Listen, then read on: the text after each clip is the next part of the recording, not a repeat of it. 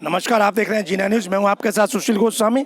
इस वक्त हमारे साथ मौजूद हैं मथुरा की माठ विधानसभा क्षेत्र से बहुजन समाज पार्टी के प्रत्याशी, वर्तमान में वहां के विधायक हैं। और मैं बता दूं कि लगातार 8 बार विधायक रहे, 9वीं बार फिर मैदान में। और मथुरा की राजनीति के चाणक्य कहे जाते हैं। पूरा 10 फरवरी तक अपने चुनाव में अपने अंकगणित को लगाने में जुटे रहे।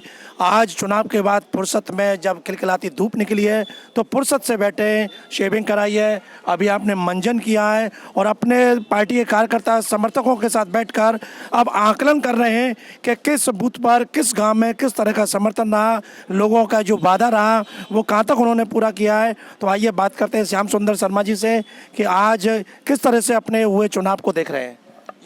देखिए, पहले तो मैं साधुवाद करता हूं जनता जनार्दन का कि मुक्त कंठ से, मुक्त हस्त से, मुक्त नाभि से मुझे आशीर्वाद देती थी, देती है और मैं जब तक जिंदा रहूँगा मुझे देती रहेगी।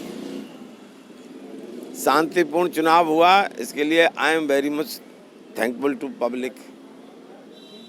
कोई विघ्न पैदा नहीं हुआ, इसलिए साधुवाद और करता हूँ। रही उसकी बात कि लोगों का अगाध प्रेम और स्नेह मेरे ऊपर है। कैलकुलेशन की कहीं कोई आवश्यकता न थी, न आज है न कल रहेगी।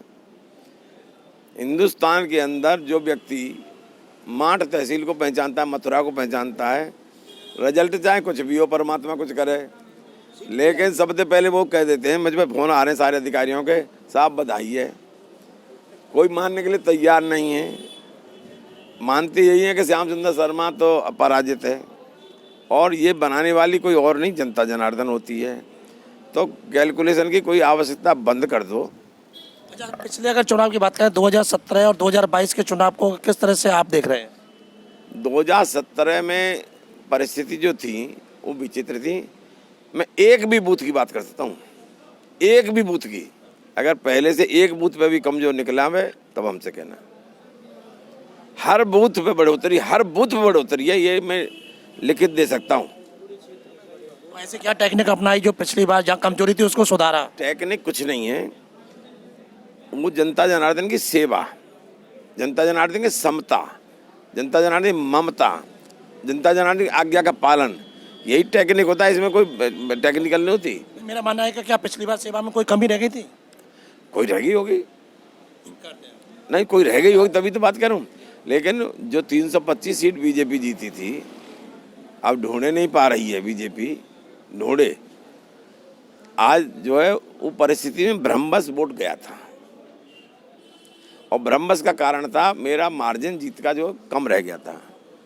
आज पहली मार्जिन को भी पूरा करेगी जनता, इस बार के मार्जिन को भी करेगी और पहले कोई कसर रहेगी उसे भी पूरा करेगी। अच्छा, जब आपने 325 की बात की, लगातार पूछ लेता हूँ, पिछले चुनाव में मथुरा में भाजपा की 4 सीटें थी और एकमात्र बसपा की आप थी, तो इस बार का मथुरा की 5 सीटों पे आपके अनुसार क्या? मैं एस्ट्रोलॉजर नहीं हूँ, मैं राजनीतिक तो है, राजनीतिक हूँ। मैं जानता हूँ कि पहले से बड़ी गिरावट भाजपा की है और उसे नोबडी कैन इमेजिन।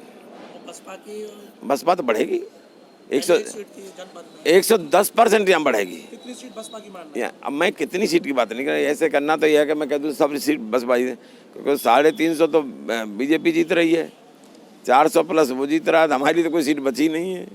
लेकिन अब इनको मालूम पड़ेगा, इनको मालूम पड़ेगा।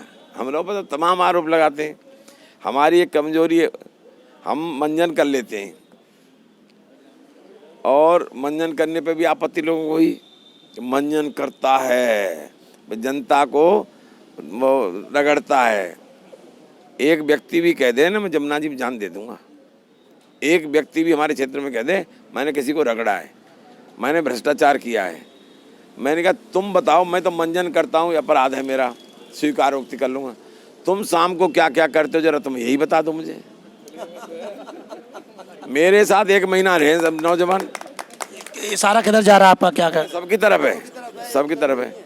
मैंने तो यहाँ तक भी कह दिया था कि मेरी पत्नी एक है और वहाँ का गोत्र ये है, यहाँ की रहने वाली है, तुम अपने अपने पत्नियों के गोत्र ही बता दो कहाँ की है। चुनाव में आपने कई बार कहा, इसके पीछे क्या है खास कहने का? क्यों इसी बार के चुनाव में ये आपका डायलॉग आया है? डायलॉग नहीं आया, मेरे ऊपर आक्रमण किया, मेरे ऊपर मुझको माफिया बताएंगे और वो बताएंगे, गुंडा बताएंगे, बदमाश मुझे बताएंगे, भ्रष्टाचारी मुझे बताएंगे, दुराचारी मुझे बताएंगे, तो मैं इतना कहने का हकदार हूँ यार। मैं ना विनम्रता से, मेरी पत्नी, अब हमने सरदार पटेल की जयंती मनाई, तो हम पे कहा ये तो सरदार पटेलों को पटाने लग रहा है, गुजरों को। फिर निषाद राज की मूर्ति लगाई तो कहा निषाद राज को पटा रहा है।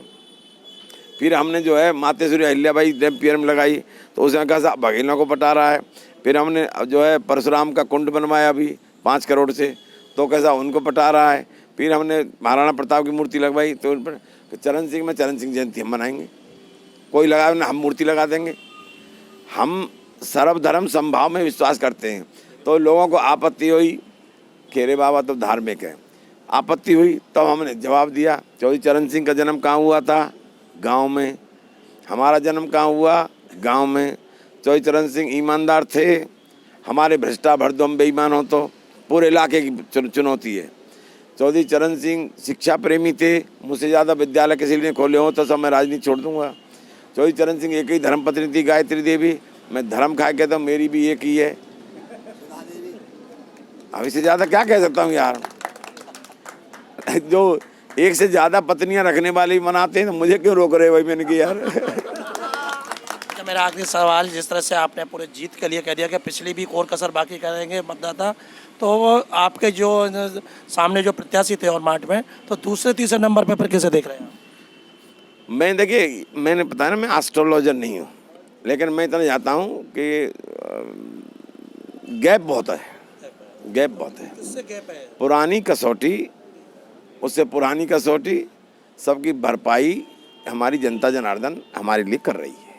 अच्छा, राजनीतिकों में चर्चा है कि आपके एक समय आपके ही एक तरह से शिष्य रहे थे राजनीति में, एसके शर्मा, और उनको बड़े ही राजनीतिक ढंग से आपने मार्च से हटा के और फिर बसपा में ही अपने पास ले आए, क्या कहे वो इसमें?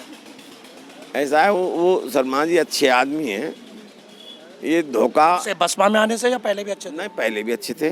मैंने उनका पौधा लगाया है, और उनका ही नहीं, मैंने ये सिकरबार साहब, इनका भी पौधा मैंने लगाया है, किशन सिंह का भी पौधा मेरे लगाया हुआ है। मथुरा जिले में जितना शिक्षा, किशन सिंह को तो खाद भी डाली आपने? नहीं, हम सबको डालते हैं।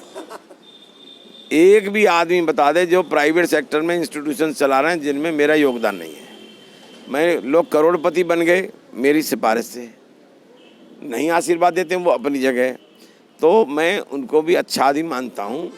ये धोखा जाति बीजेपी की पैदाइश है। बीजेपी को ऐसा नहीं, वो पिछली बार लड़ना नहीं चाहते थे तो ज़बरदस्ती लड़ा दिया कि तुम हार जाओगे कोई दिक्कत नहीं, तुम्हें फलाना पद देंगे, फिर नहीं दिया उनको।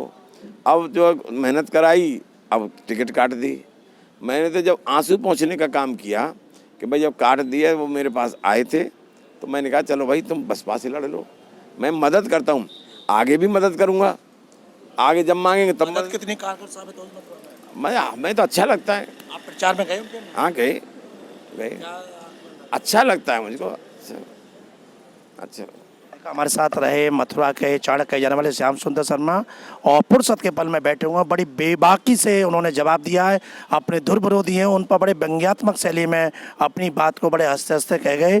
और ये कुशल राजनीतिक है कि किसी पर अगर आरोप भी लगाना है और उनका प्रतिवाद भी करना है तो बड़े ही सादगी भरे सदे अंदाज में होना चाहिए, किसी को ऐसा ना हो किसी के दिल पर ठेस पहुँचे। और ख़ासकर आज उनका फिर दोबारा से उसी को रिपीट किया, उनका जो एक इस चुनाव में खासकर वो डायलॉग रहा है कि मेरी एक धर्म पत्नी है और की कई धर्म पत्नियां हैं, तो सीधा उनका इशारा आप समझ गए होंगे कि अपने विरोधियों पर जो चोट करते हैं बड़े प्यार से करते हैं। उन पर चोट है जो मुझको चौधरी चरण सिंह जयंती मनाने से रोक रहे थे, सबकी नहीं, जो मुझे कह रहे, हाँ उन पर चोट है जो चौधरी चरण सिंह जयंती मनाने से मुझे रोकने का प्रयास कर रहे थे। तो देखिए जो भी स्पष्ट कर दिया है, भले ही उन्होंने नाम नहीं लिया लेकिन ये बात कह दी कि जो रोक रहे थे चरण सिंह जयंती मनाने से, उनको ये करारा जवाब दिया है।